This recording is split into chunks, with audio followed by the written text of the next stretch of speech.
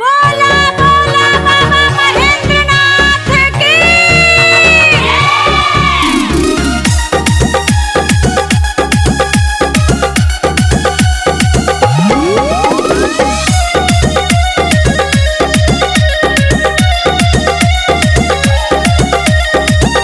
लागल बाटे आंसू देखा बाबा दरबार में।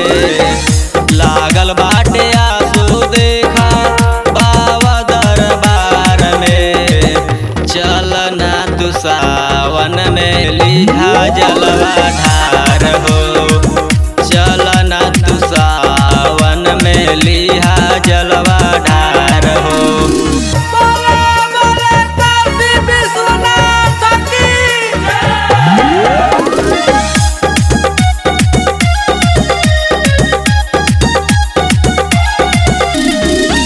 जनी तू भूलैहा राजा पहिला सोमवारी हो।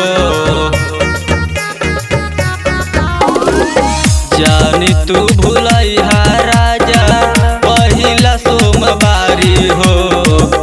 रौशन कैले बाड़न पूरा तैयारी हो।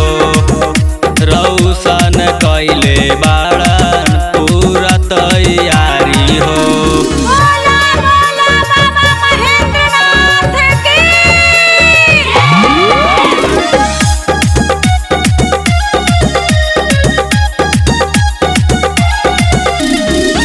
मीठा फलवा मंगी हाँ बाबा से दी है छपर फाड़ के। मीठा फलवा मंगी हाँ बाबा से दी है छपर फाड़ के। चल ना तू सावन में लिहा जलवा ढार हो। चल ना तू सावन में लिहा जलवा ढार हो।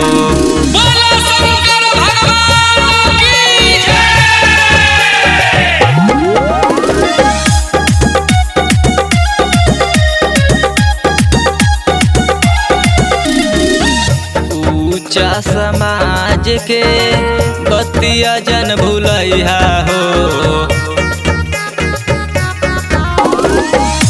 ऊंचा समाज के बतिया जन भूलैहा हो।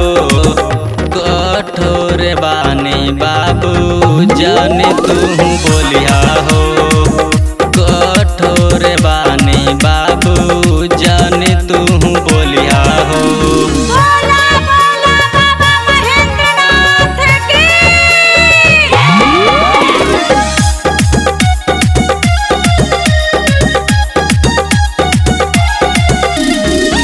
मनवा में बाटे जे तू करेला विचार हो।